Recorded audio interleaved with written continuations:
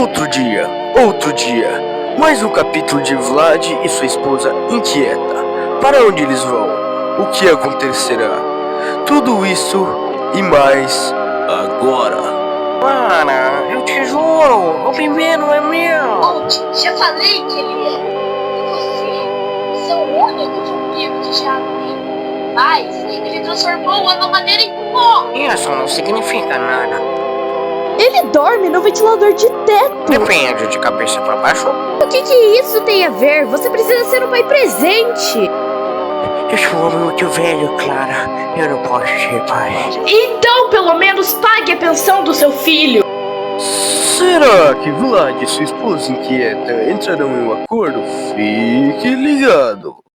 Fala galera, aqui é o Victor Tennyson em mais um vídeo com todos vocês. E hoje, pelo título, pela capa do vídeo, vocês não imaginam o que eu vim contar aqui hoje. Então, hoje eu vim teorizar sobre FNAF, já que eu não posso mexer no Interpit, falar sobre a fangame, porque meu braço não tá muito bom, como eu postei lá nas postagens, pra quem me acompanha e viu. E eu fiz uma dublagem com a Maquinani sobre aquela história, porque essa é a nossa base. Porque eu fui jogar pelo Remote Play do PlayStation o Secret of the Mimic. Nossa, o jogo tá muito bom. Teve umas vezes até que fiquei parado de tão bem animado que tá os bichos. Fiquei olhando pra eles e esqueci da parte que eu tinha que correr, né? Daí é meio lascante, mas daí eu vou fazer esse vídeo resumindo o que eu acho sobre essa história do Intrepid. Pelo negócio que eu vi nas fitas, que eu peguei as fitas, eu fiz dois finais. Fiz aquele primeiro final que você morre de um jeito bem bosta, que é o final que você segue tudo que o cara manda, e o final que você não segue tudo que o cara manda. No final que você não segue tudo que o cara manda, meio que você vai pra pizzaria do FNAF 1. O que diz que o nosso querido William Afton e Reune Emily são dois bosta e o William não criou nada, só roubou a trilogia do Murray. O que é um retcon que eu não gosto muito, mas eu tenho um jeito de resolver isso hoje. Meio que se você analisar, vamos lá, temos os trailers, temos dois trailers, duas fitas. Tem uma fita que a gente viu naquele RG de FNAF, que é aquela fita que mostra meio que o cara cansado, que Retired, que eu não lembro o nome dele, tá na fita dentro do jogo, na tradução do texto. E meio que se você analisar aquele cara, você olha pra ele e pensa, caraca, ele é Afton, pela aparência, né? Pode ser meio Markiplier o que eu vou fazer aqui, mas é o que eu acho, né? Mas vamos lá então, teorizar. Daí meio que tipo, aquele cara, se você analisar outras fitas pra frente, você meio que vê uma foto. E nessa imagem, aquele cara que você vê que tava o T-Red ou alguma coisa assim, ele é a mesma pessoa que o Eddie Murray e esse T-Red são a mesma pessoa.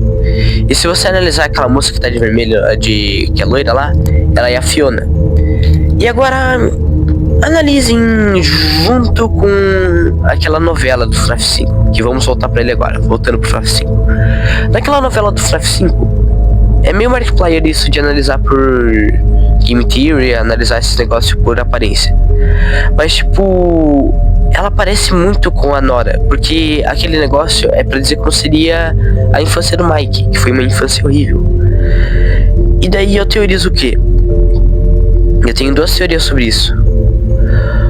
Ou meio que tipo, como é falado quando a gente vai lá no carrinho pra fugir do local, meio que fala que o Eddie Murray ele perdeu o negócio das economias dele e tá meio que falindo tudo que ele tá fazendo. E meio que ele pega e fala que vai recomeçar. E também que também que tava perdendo os ganhos do dinheiro dele. Isso é meio que tipo, deu tudo errado, ele explodiu o lugar lá, que nem é aquele final do FNAF 1 mesmo verdadeiro. E ele recomeçou a vida. E fez que nem ele fez com o Dave Miller. Ele mudou o nome dele de novo. E daí ele mudou o nome dele e foi pra William Afton. E a Fiona, que estava junto com ele, eles mudaram o nome para a Nora Afton. E daí que tem esse negócio aí.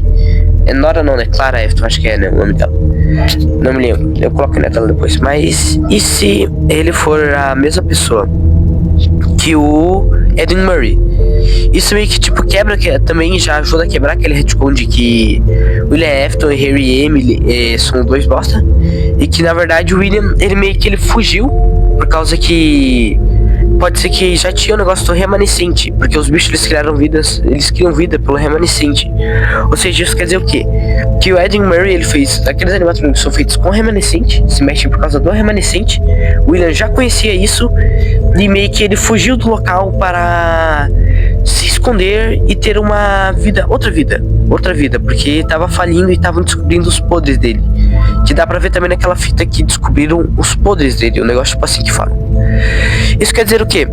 Que os dois são a mesma pessoa. É basicamente isso nesse ponto que eu quero chegar.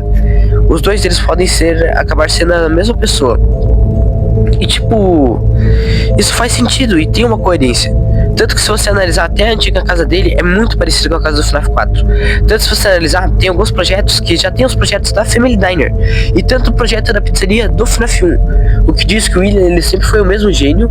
E ele só foi atualizando as tecnologias dele. E daí a gente vai para a lore que temos no FNAF 4. Ou seja, isso meio que tipo conserta tudo. E que tira e meio que usa do retcon, dá uma encaixada melhor na história. Entenderam basicamente o meu ponto? Isso que eu quis dizer. Ou seja, o William Afton e Ed Murray são a mesma pessoa. A diferença é que o William ele criou um novo nome, que é o Dave Miller, e ele vazou do local. Essa é a minha teoria e meu ponto. Desculpa se eu expliquei mal explicado. Talvez em outro vídeo eu aprofunde melhor. Mas agora vamos deixar a McNanny, que foi a dubladora da Nora lá, falar um pouquinho sobre o que ela achou. Em uma entrevista feita com Scott Calton, ele confirma que a animação The Immortal Ten Restless é uma representação da memória de infância de Michael Afton, que foi feita pelo youtuber Dalcon no aniversário de 10 anos de Five Nights at Freddy's. Essa entrevista foi lançada em 4 de agosto de 2024. Essa animação ela tem uma representação simbólica da infância de Michael Afton, marcada por um lar problemático com abandono emocional e ausência de um cuidado de um pai. A animação serve como uma crítica velada à negligência familiar, escondida sobre uma estética cômica e surreal. Eu achei que essa ideia de Scott Calton de colocar algo profundo dentro de uma coisa boba foi algo muito inteligente. Não deu pra perceber quando você olhava. Você achou que era só um desenhinho bobo e estranho, mas na verdade tinha algo muito mais profundo por trás. Eu achei isso algo genial. Bom, eu vou falar um pouquinho de Secret of the Mimic em minha opinião. Pra mim, Secret of the Mimic é um jogo muito bom e criativo. As perseguições deles dão medo, dão ansiedade, dão desespero, dão uma pressão. E pra mim, isso é o que deve ter num jogo de terror. Você tem que sentir medo. E é algo que é muito legal. Os puzzles deles são puzzles muito criativos, são puzzles muito legais e difíceis. Alguns. Assim, a ambientação, o jogo, os gráficos, os cenários, é tudo bonito, detalhado, tem cores lindas, assim, é incrível o jogo. Vitor Anderson de novo, e eu concordo totalmente com o que ela falou. Sim, ela pegou ótimos pontos, a Mac. E agora só tenho a dizer que a parte dos sustos é bem verdade, né? Vou só puxar um pouquinho da gameplay, passando vergonha, pelo amor de Deus.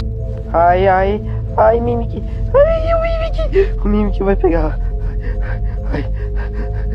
Não, eu vou caminhando. Tchau, galera, até o próximo vídeo. Falou, com Deus, um dia 10 de 10 pra todos vocês. Fui. Tchau, até o próximo vídeo.